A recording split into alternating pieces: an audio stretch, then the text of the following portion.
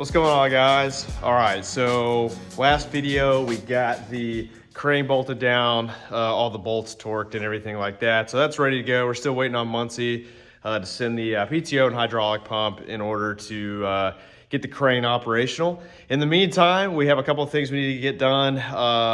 We need to get the fuel system taken care of. So we got a new tank. We gotta get the FASS industrial lift pump installed, and also we gotta do exhaust. We had to remove the exhaust in order to get the crane in, so we gotta kind of reroute some things.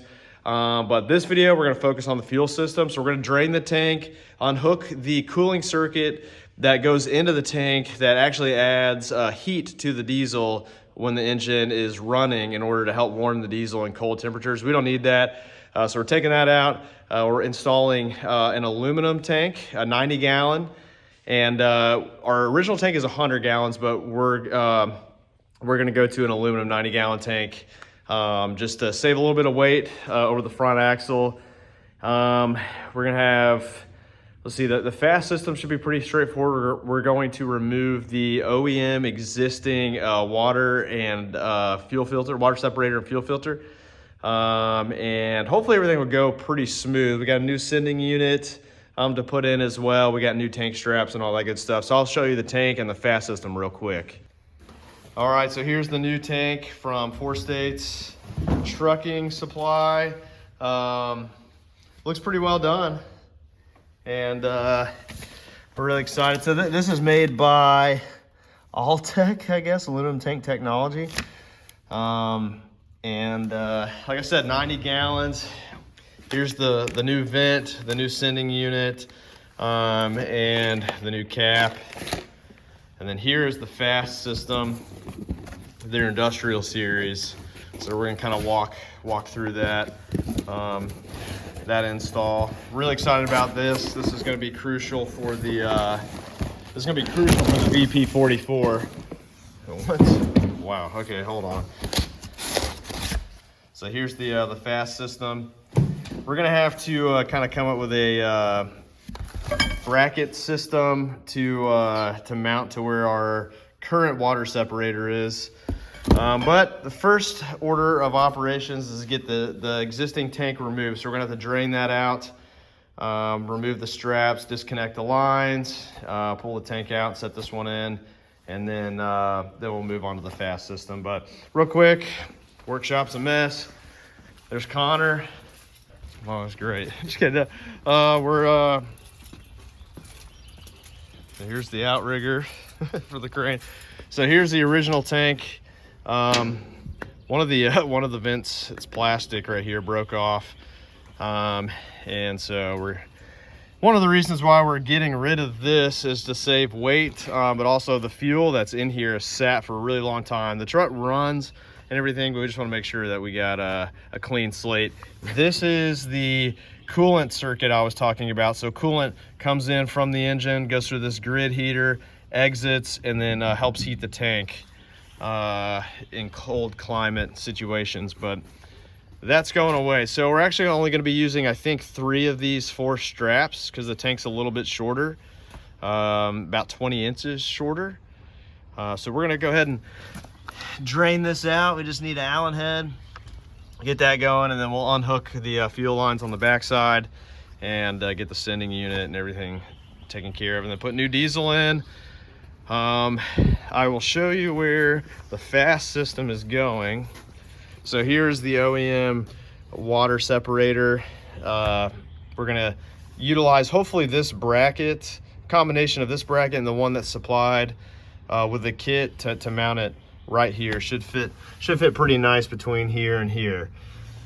And we can just utilize the existing fuel lines hopefully. But we'll see. I've never installed one of these FASS systems, so we'll learn together. But that's the plan, so we're gonna go ahead and get started. All right, so we're draining the tank. It was pretty murky, it has some trash in it. These are all clean buckets. And there was definitely some water at the bottom of the tank. And it looked like, you can see the red on the camera. It's kind of hard to pick up unless you get the light just right. but it's definitely red dye in there as well. So but what we're gonna do is we're gonna get the tank off on the ground, and then we're gonna refill this tank and put it off to the side, and then we'll dispose of it legally at a recycle center. But we needed to drain it just to be able to get the hoses off and kind of manipulate the tank a little bit easier. But it took a decent bit. This is about 50 gallons, and it was registering a half a tank, so probably should have ran it a while, but honestly we got to get moving on this. So it would have taken us a while to burn that much diesel. So yeah, we're gonna get this wrapped up here soon, get it disconnected and then filled back up, and we'll keep moving forward. All right, a little update here, getting the straps off. I got the bolts undone. I'm having a lot of trouble getting these fuel lines off. This one came off pretty easy. This one's giving me some trouble. So we're still working on that. Got the coolant circuit unbolted and loose, but I can't pull it up because of the crane. So basically what we're gonna do is we're gonna get this tank off, and hopefully that will or start to remove the tank, and that'll break this fuel line free, and then we'll have enough room to hopefully slide this out and then set the tank on the ground. And then we gotta plug the fuel line hole so we can put the diesel back in there. But we're getting there. It's like our last nice day for a little while before it starts raining again, and a cold front's moving through, so I'm trying to make the most of it. So we got all the straps disconnected, fuel lines finally disconnected. I'm gonna go ahead and take this muffler off. It's not connected to anything right now. We just got the downpipe exposed over there. That's where the exhaust ends currently. So we got a new stainless exhaust, and we got our downpipe coming in the mail soon. It's all TIG welded, looks nice. So we're gonna go ahead and move this out of the way. We got an aero turbine muffler that we're going to be running as well, so we'll come up with some kind of bracketry to hold that in place. And this offers a good opportunity to go ahead and get this out of here. All right, there's the old muffler. So it's old Donaldson, and I think the aero turbine is going to be a nice little addition. You'd probably get rid of that drone from a straight pipe, but have a little bit of the same performance of a more free-flowing exhaust. So we're looking forward to that. Also, on the topic of performance, you know, we have the Steed Speed. We have the Steed Speed exhaust manifold that's going to be going in, as well as that new downpipe. And we're thinking about throwing some RV275 injectors on there. That'll give us about 40 extra horsepower or so with no tune. So that'll be a good addition, I think. And hopefully we'll be right at 300 horsepower with those modifications, and possibly the ag diesel tuner. We're considering that as well. So we'll see how it all operates before throwing a tuner on there, but yeah, we're making progress. All right, so we got the fuel tank off. We're storing the diesel right now in Lowe's buckets with lids on them, and we'll be transferring that to the tank here shortly. But I think the new tank is a little bit shorter, so I think we're going to be removing this this bracket right here, and then we might get new fuel lines made depending on how everything lines up. But we got caps on the frame, fuel line pass-throughs, and then there is the old coolant circuit that ran through the tank. We just got it tucked up in there right now with a coupler to close the circuit, but we're gonna go back up in there and probably put caps on the block, or tidy it up way closer to the engine block at least, so we don't have all this extra hose. But that's where we're at right now. This will probably finish us out for the day. I might start working on getting the tank, the new tank, prepped with the sensors and you know, all that stuff, the cap and everything, and get ready to go on here. But yeah, take some measurements, remove that bracket, and then we'll be good to go. Connor Connor's gonna go ahead and take these bolts out of this last bracket. So the new tank's gonna come to about right here. And it looks like the lines and everything are gonna mount up just fine. So the spacing should be good on everything. Once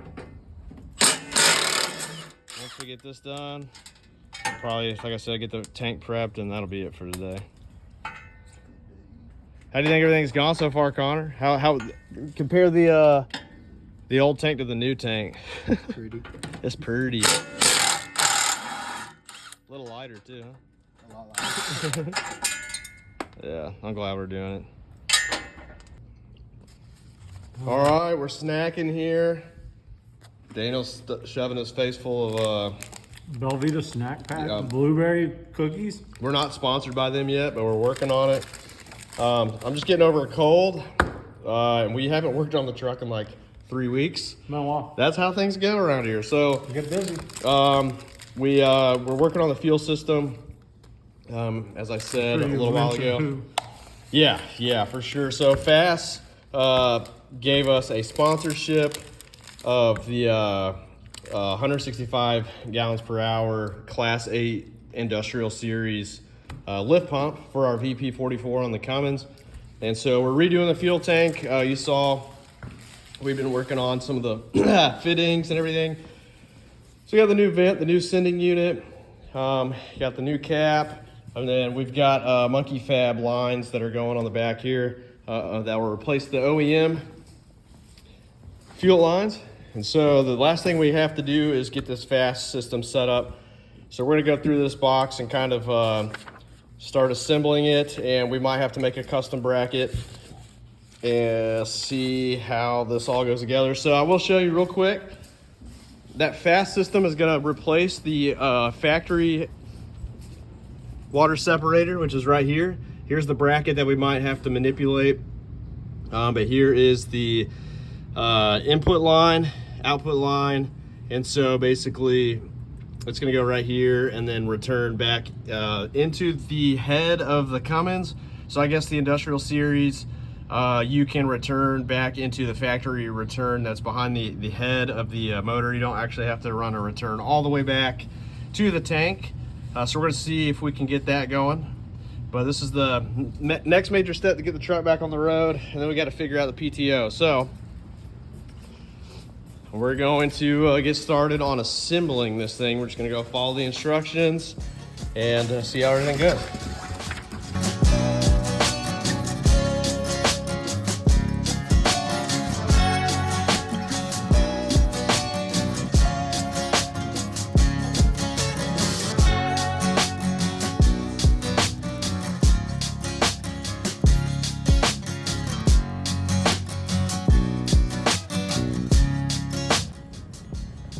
Get a picture. So we're super happy that the weather's better. Beautiful out here. But with that comes the fact that we have bees nesting in our water separator. Look at them. They've been flying in and out of here all day, and they packed that whole thing full of I pollen. wish we got a video of the pollen coming out of there. There you go. I'm so sorry, guys, but you can't stay here. They're trying, aren't they?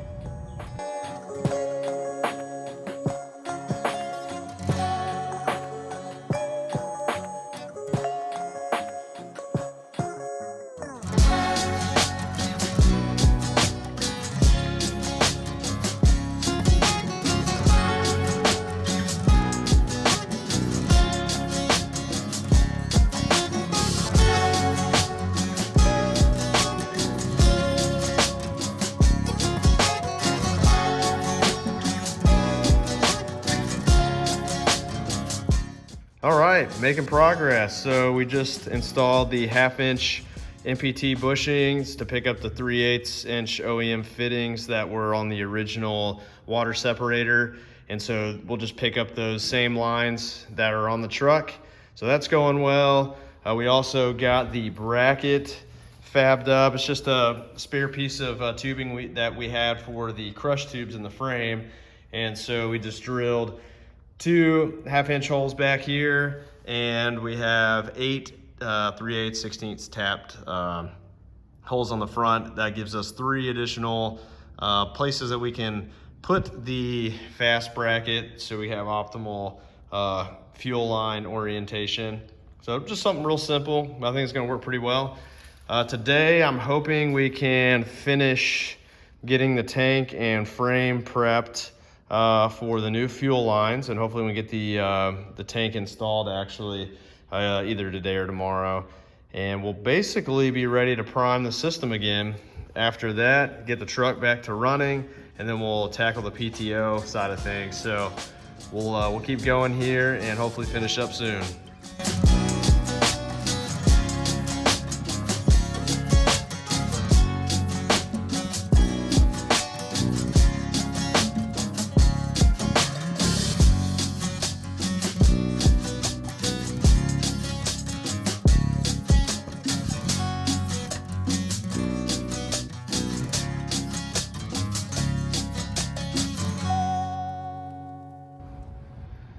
All right, guys, so we wrapped up the fuel system here. We got the lift pump installed, and we also went ahead and got a sump installed. This is the FASS 165G. This is their industrial series, since this is a commercial vehicle. And we'll just kind of go over everything that we did in detail real quick. All right, so we started out with this bracket, this mounting bracket that we came up with. This is actually leftover crushed tubing from the crane install, so that worked out really well. We used the annular cutter to cut out some holes there, and then we got the bracket with the FASS, the FASS bracket that came with the system installed on there. So we have the supply from the tank in, and then this is this back here is out to the OEM fuel filter housing, and then eventually to the VP44. Here is the return to the tank, and then this is our pressure sensor. And the wiring, all we did was we have the 12 volts, the big gauge 12 volts that go to the battery box here. It's fused, and then FASS sends a fuse tap to tap into an ignition 12 volt source, but we opted to tap into the OEM, basically OEM lift pump connector. So here is the OEM lift pump connector, and now the ECU is controlling the FASS system. And we did that basically just for, so it wasn't running constantly while the key's on, but also for rollover protection. This truck does have a sensor, so if the truck was to ever roll over or be involved in an accident, it would automatically shut the fuel off. That would not be the case if we used the fuse tap, but since it's being controlled by the ECM, it will do that now. And so we've routed all of our fuel lines. I'll go over to the tank because we did install a new tank. This is a 90-gallon aluminum tank that took place of the 100-gallon steel tank. And we got our return here, new sending unit. Here's our fuel lines, supply and return, and that goes to the FASS sump that is installed on the bottom of the tank. And so we had to cut a 3 3/4 inch hole in the bottom of the tank with a hole saw, deburr it, and then install the FASS unit for the sump. And now we get an extra 10 gallons. So the pickup tube is probably right around here on the tank. So there's about 10 gallons or so of that 90 gallons that's unusable if we just went with the included draw straw. But now that we have the sump, we can pick up almost an extra 10 gallons there, which is going to be good for us. And not really worried about picking up trash on the bottom because the FASS system does a great job at filtering and doing all that good stuff. So that's basically it for the fuel system. It was a pretty easy install once we figured out exactly the route that we wanted to go. Next thing we're going to be working on is the exhaust manifold from Steed Speed. We're going to be installing that and getting our new exhaust, stainless steel exhaust, all routed and everything like that. And then we'll be focusing on the PTO and hopefully have this crane running pretty soon. And we're trying to get all this done by hurricane season. Hurricane season starts in June, but we don't really start cranking here in the Southeast until August, September. That's kind of when peak season hits. So if we can get this thing done by end of July, I think we will be in good, you know, good standing. I don't know if that's going to be possible, but that's our goal. And that will be without the grapple saw. We're just going to get the crane functional. So anyways, guys, stay tuned. If you have any questions, comments, please drop them in the comments below. Also, you know, like and subscribe. We love interacting with people who have different ideas and are interested in building custom vehicles. So look forward to hearing from you guys. Catch you on the next one.